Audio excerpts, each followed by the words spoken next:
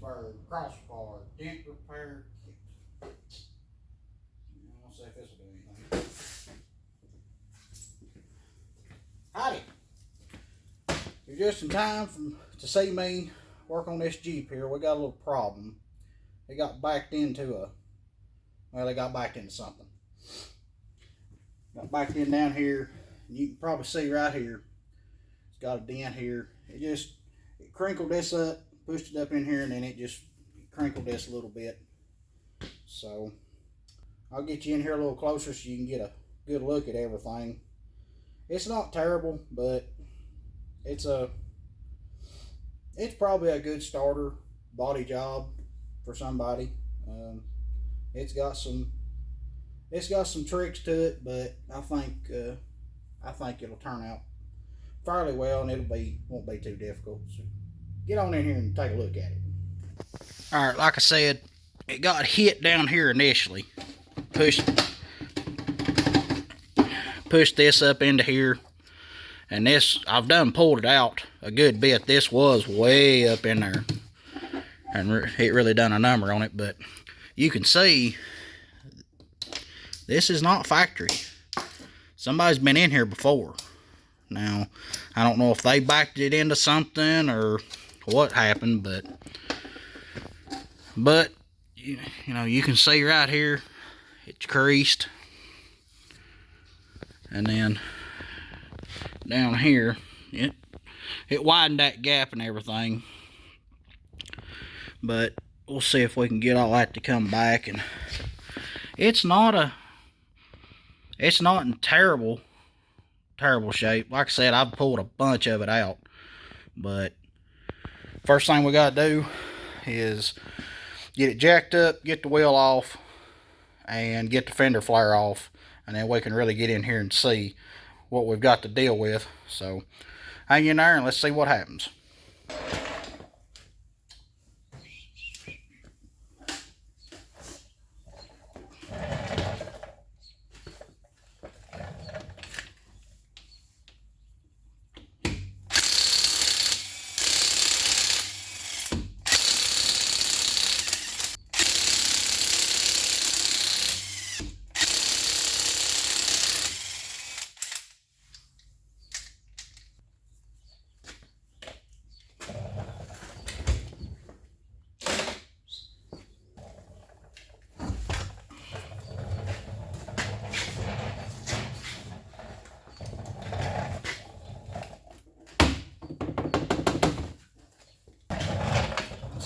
Stubborn these bolts will be.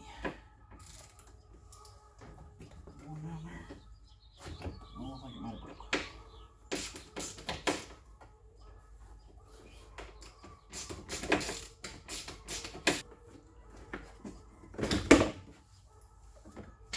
Now, I'm sure all 5 of you right now are looking and saying, "Why ain't you using the impact?" Sometimes you don't need that. Sometimes you just need to go slower to go faster.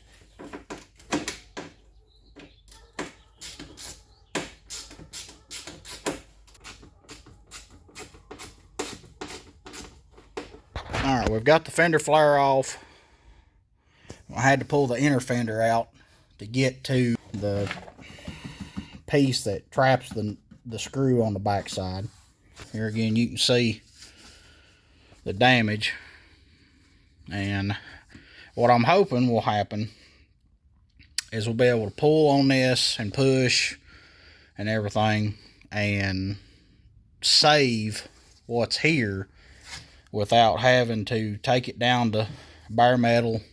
This here should come back out, I'm hoping, but this here you can see where it's cracked. This will have to be sanded down and repainted and all that. But if we can keep it under the tail light down around through here, that'll be really good, because when you go to blending paint, if you don't do it just right, it won't look right. And this'll be a good way to show how to blend. Now right here, I picked up something. I'm gonna try to see if that'll come back out, but now after looking at it, I don't know if it will, but let's see if it'll do it.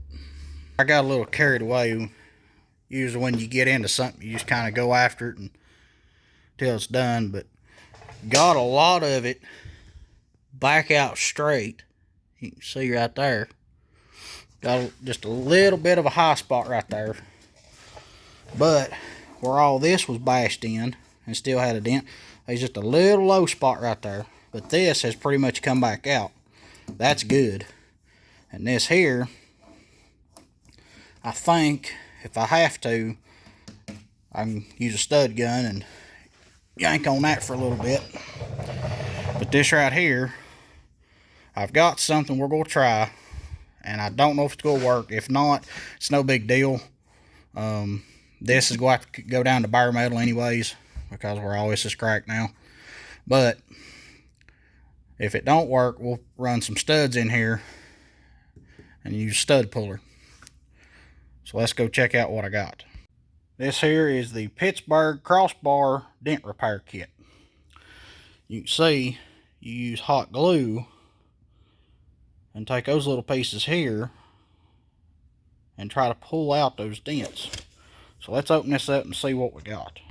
Well, it looks like we've got your hot glue gun, you got your glue sticks, you get 3 of them, chalk to mark the repair area, and you got this one, and you've got this one that's already in there for bigger dents. And what you do, you glue these into your dent, put it in that crossbar, and then tighten up on it, and it's supposed to pull it out. For the ones we've got, we'll use this in here. It's real nary, and I believe hopefully it'll work real good with those creases that we've got. So let's take it and try it out. Okay, this stuff here, you put this on before you put the glue and everything on. It's a release agent, and it's supposed to help it come off easy and not actually stick to the panel where you have to grind it off. But let your glue gun go up for about 10-15 minutes, heat up that glue, and you put it on there on this piece here. Hold it on there for about 10 seconds, and you're supposed to let it wait about 2 to 3 minutes or so, and then you can put it in the fixture and hopefully it pulls it out. Alright, got this on here. Now take your fixture, put it on, put her on here. It's got all kinds of adjustment where you can move it. You've got this knob here. Now, move this out here. You kind of want the widest footprint just to kind of help a little bit.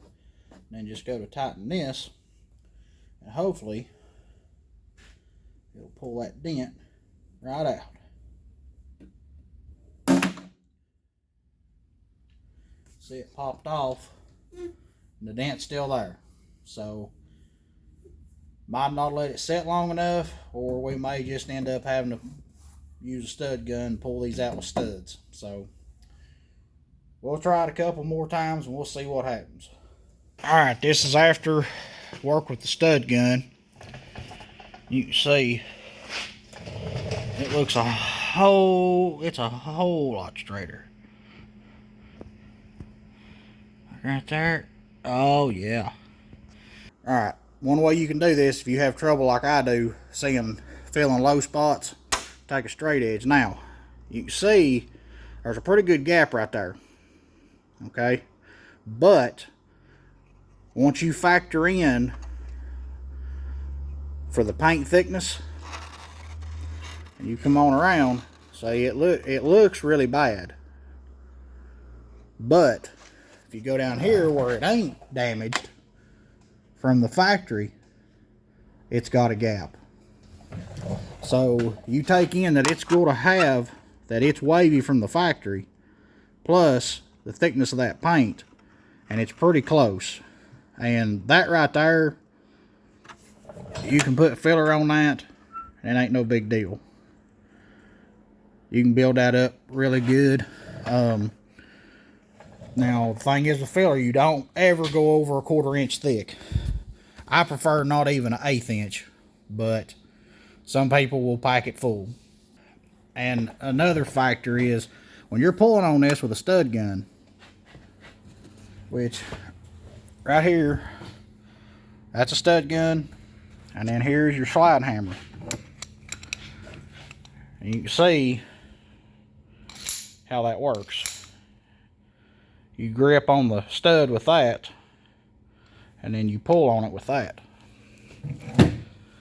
Okay.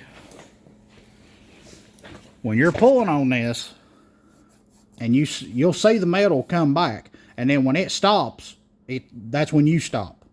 So if it stops and it's still low, that's just as far as the metal's going to go. You're going to have to build it from there. Otherwise, you're going to pull it way out, and you're going to have a little dimple, and then you've got to knock that back down. Well, then you're knocking the dent back in.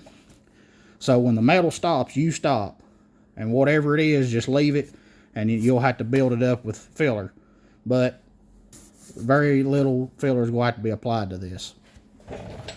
And then you can see down here, that whole thing was dented in, and it's good enough to feel. You know, that's not thick enough to have me worry. So I believe it'll turn out all right. So what we're going to do now, we'll take a palm sander. We're going to feather edge all this and get it to where we can start spreading filler. That's all we're going to do is just feather edge all this, and we'll run over the rest of the paint just to give us something to bite to. But that's the next step. So now that we've got all this feather edged and smoothed down, we're ready to apply some body filler. And here's what we're going to use. Evercoat Rage Gold. This stuff's really good. It sands really good, and to me, it's some of the best that you can get. And it's not a terrible price. It's a little expensive. This was $122, $23, something like that. So we'll see how it turns out. Here's what we got going on. We've got the filler done. All the body filler's done. But you can see there's some not so great spots right there. And I don't really want to take it up anymore with filler. So we're going to use some high build primer. And I know a lot of you will probably say that, well, once you spray it, it'll still be too thin, it won't do it. Got something that might work. We're going to try it. If it don't work, we'll just have to redo it. Ain't no big deal. So let's see what we got. Here's what we're going to use. 2K urethane primer, and then the hardener or activator, whichever you want to call it, to go with it. You mix this 4-to-1, and then since we just got a little spot, I'm just going to use this little pint cup, and this is more of a test than anything. And then people will say don't use lacquer thinner with a urethane primer. They'll say use a urethane reducer, but I've seen people do this. I've had people tell me that they've not had any problems with it. So we'll see what happens. And the way we're going to apply this for those real bad areas is right there. Just a little roller. You can get this at any hardware store, and you've got to make sure to get the sort of a dense foam roller, and you can roll it on. This is another little trick I've been told about. Said that it worked really good, so we're going to try it out and see what happens. One little tip: when you go to pour this stuff out of the gallon can, for one, put you a piece of tape around here, and then just cut you a little V in it. That'll help direct it when you pour it into that cup. Now, one problem you always have is this ridge, or this valley right here, paint or primer or whatever the liquid is, will get built up in there, and then when you go to put the lid back on, it goes everywhere. Well, what you'll do, just knock you some holes. You can use a drill. I just used a regular knife and punch some holes down in there. That will let the primer or whatever liquid it is drain back into the can, and then once you put the lid back on, it seals it, no problem. Alright, got carried away again. This is after 4 coats of high build. The first one was just a test to see how thick it was going to build.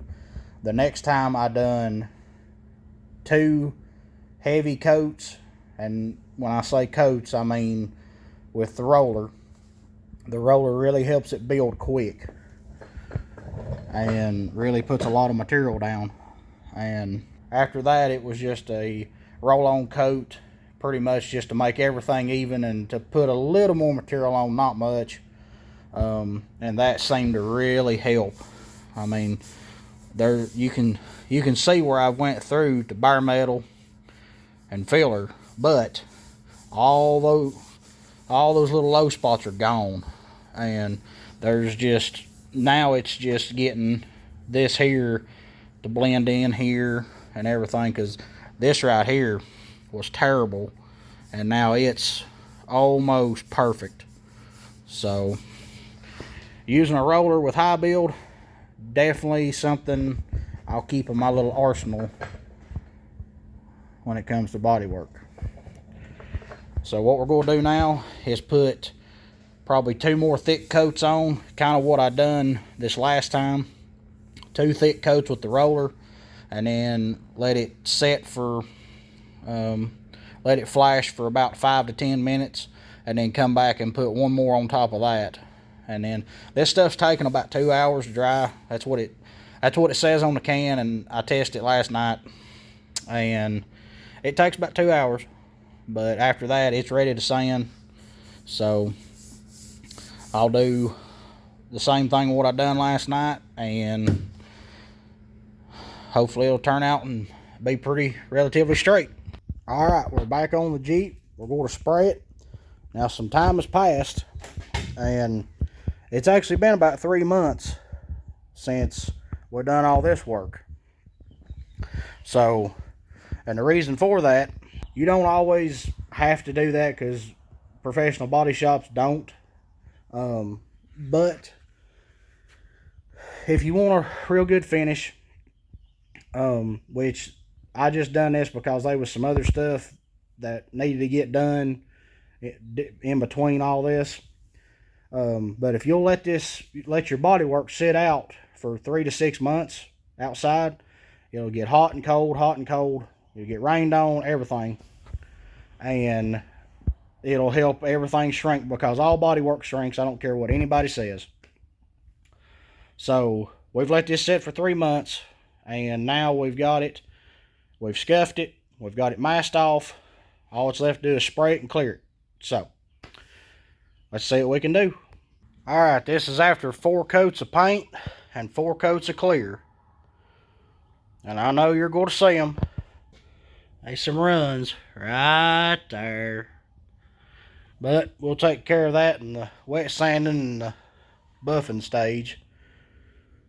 But we'll get it unmasked and see how close this paint is. Now, you can see I split it right there, right in the middle. And there's a couple of reasons I done that. One, this Jeep has got rust in it, so it's eventually going to have to be repainted, the whole thing. So there's no point in trying to blend it in when there's rust to be fixed down here and on the other side and everything. So, and another reason, as you can tell, this is the smallest spot on this panel. So your eye will, in theory, not catch it as easy as if it was in here, because this is a larger area. So if you want to get it in the smallest part. Now, if we was redoing this whole thing, then all we'd have to do is come up here and tape off on the top here, and it'd be good. But that wasn't the case with this one. We're going to get it unmasked and see what it looks like. To be continued.